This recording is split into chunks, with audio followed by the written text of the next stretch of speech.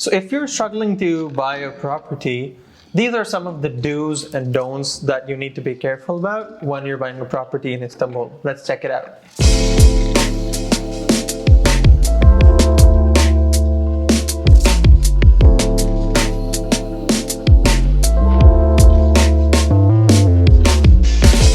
So first, let's talk about the do's that you need to keep in mind when you're buying a property in Turkey. First comes first, you need to determine the reason of your investment. Is it practical or is it emotional? For example, if it's a practical reason, that means you're looking for a good rental income or maybe a good capital appreciation. That means it's a pure investment. So when it comes to that, you need to find a good premium location, because a good location would not only just give you a good rental income, but it will give you a good capital appreciation as well. But when we talk about living here, for example, the reason for your investment is emotional. You want to move here with your family. Then why would you prefer to live in the city center where there's too much congestion, traffic, a lot of people coming in from everywhere around the world? Why don't you plan to live nearby, maybe 20-30 kilometers from the city center in the suburb areas, which are really nice? Because if you go there, those places might have a lot of potential in the upcoming years, because the city center is already done, it's there. So the rest of the development, where is it going to be? Obviously, it's going to move out. So when you're going towards those areas, those are the potential areas which might give you a good, return on investment in the upcoming years. Plus, it can be near the sea, it can be near a green area like parks, and you can live a peaceful life without the traffic in a Turkish neighborhood and enjoy your life. Why not? Nowadays, you might find every other person selling properties. For example, the taxi driver, maybe a guy at the grocery store, someone from your neighborhood, or maybe he can be your best friend. But come on, tell me one thing. God forbid if you have a disease, maybe a heart or a lung disease, would you rather go to the best doctor in the city, or would you go to your best friend? We all know the answer. It's of course the best doctor, right? So when it comes to buying a property, don't go to your best friend or someone in the neighborhood. You need to find the experts. You need to go to someone who's best at it. So this is why you should find a good realtor in order to get a good property.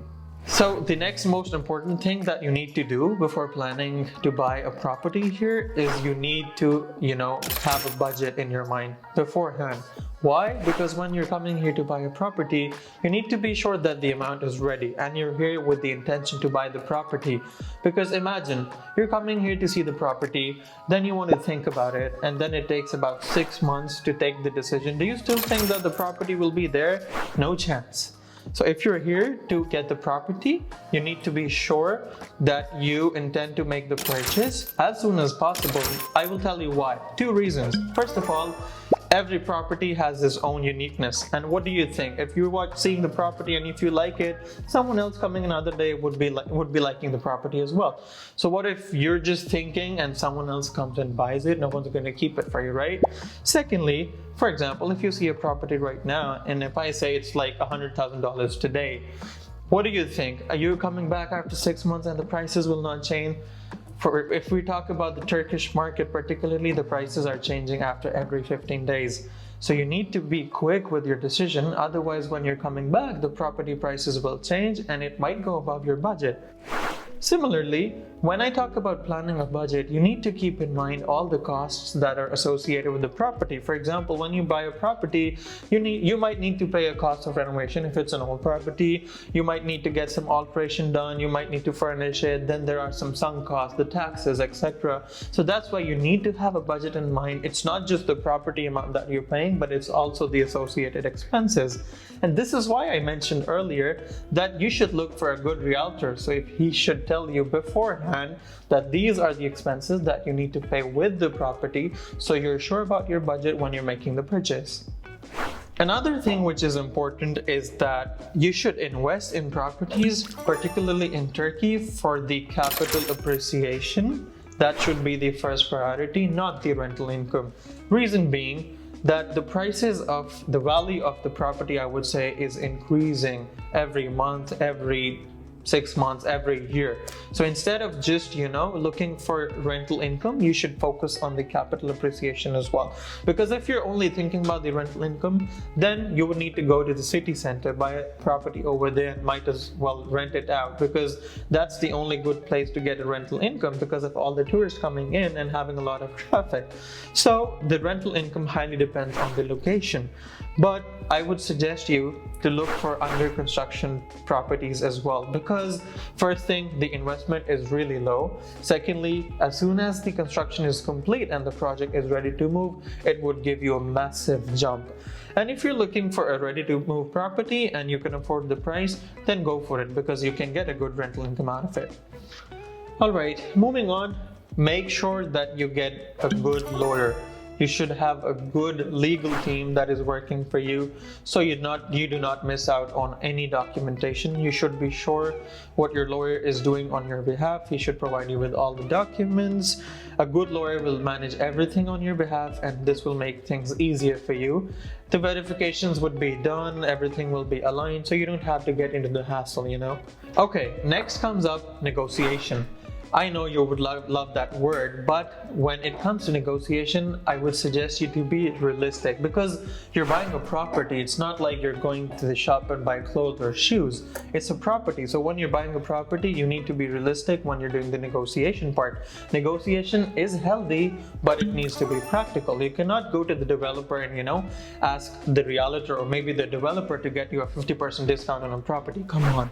So when you're talking about, practical, and when you're being smart, you might as well ask for some discount, some percentage of the discount in cash.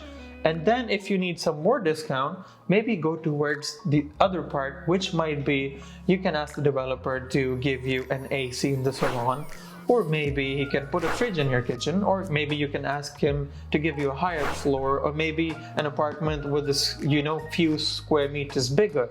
This is something which you're not asking a discount in cash, but again, it has a value, right? And lastly, the most important part that you should do is making a reservation. Why is it important? Because when the realtor asks a customer to make the reservation, he or she becomes reluctant that, no, we need to think about it. It's too early to make a decision. We need to talk to our family or someone, blah, blah, blah. But you cannot waste time, because reservation is important for you, not for me, not for the realtor, not for the developer, but you. Because one thing, if you make a reservation, you lock the price. So for example, if you need to think about the property, you will have like 15 days or maybe a month to think about it and come back with your decision, right? So you will lock the price. But if you come back without locking the price, without the reservation, there's a high chance that the prices will increase. Secondly, as I said before, if you like an apartment, it's not going to stay there, but maybe someone else can like it as well. So once you make a reservation, the property is locked and nobody else can buy it. So this makes you secure. And yes, this reservation amount is refundable. For example, if you make a reservation of $5,000, $10,000, whatever XYZ the amount is, if you want to get it refunded within 14-15 days, if you change your decision, or you want to buy something else, or you cannot manage your payment, you can just get it back. So there's no issue in that. So we talked about the do's that you need to have in mind while buying a property. Now let's talk about a few things that you should not do, the don'ts while buying a property in Turkey especially. So the first thing is that you cannot rule out the investment in a suburban property. Why? Because when you're looking at a map, you cannot see everything on the map, and you cannot ignore the properties that are, a little away from the city center, because the city center, yes, has its own benefits, but when you're moving a little away, you might as well find locations which have a huge potential in the coming future. So you might just miss it, but just because you know a few names about the city center, and you would just not go to the other areas, but you should look towards them as well. Okay, so the second thing that you don't do while purchasing a property is that you don't find everything on your own. Instead of, wasting your energy doing everything on your own, searching for properties, calling people, you should invest that energy in finding a good realtor, a good real estate company.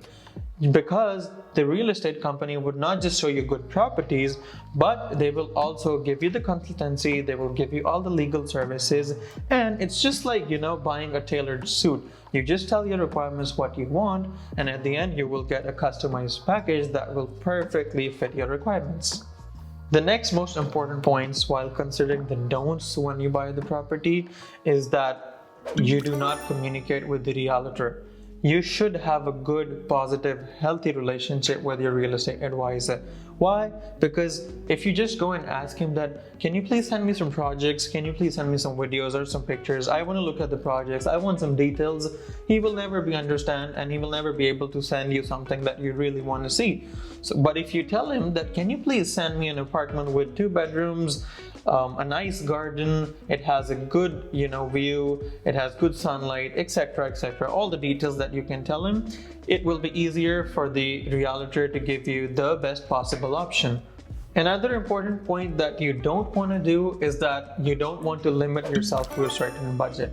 I can understand that a few people have a really tight budget and they cannot go beyond that. But the important thing is that when you're investing, when you're buying a property, this is a one-time choice. This is not like buying a car and you can just sell it off in 6 months and buy another one.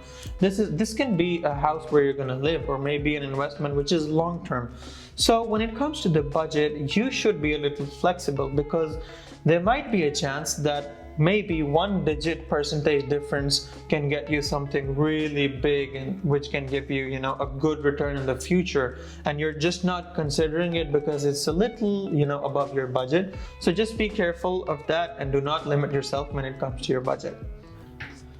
Alright, this is for me the most important point, because most of the people, they're just relying on friends, relatives, someone they might not even know, but a reference from a friends. That's not it. You should not do that. Stop relying on your friends or someone you know. You need to make sure that you're relying on an expert when it comes to an investment or buying a property, because maybe your friend will give you a good advice, but that advice might not be helpful for the next 5 years or 10 years. But when you're talking to a good realtor, a good real estate company, they know the market, they've been in the field, they know what's going to happen. So probably they will be the best ones to tell you where to invest and where not to invest. So just make sure that you listen to the realtor and not the friends. Lastly, when you've made up your mind about purchasing the property, I would say do not go for hundreds of properties. Do not go to the realtor and ask him to show you hundreds of options, because this will, make your decision making complicated. It will not help you. The more the properties that you see, you will start comparing them and you will get confused, and it will be hard to make a decision, and might as well end up in buying nothing at the end. So instead of, looking at 100 properties, just tell your requirements exactly to the real estate advisor that this is what I need. Show me the top 5 projects, and once you've seen the top 5, you can make a decision out of it. It's going to make your life easy as well. So these were some of the do's and don'ts that I feel are important for you guys to know before you invest in Turkey. If there's anything you would like to ask or any questions, you can just, comment in the comment box below, or you can contact us on our numbers and our team will be waiting to assist you. See you in the next video. Thank you.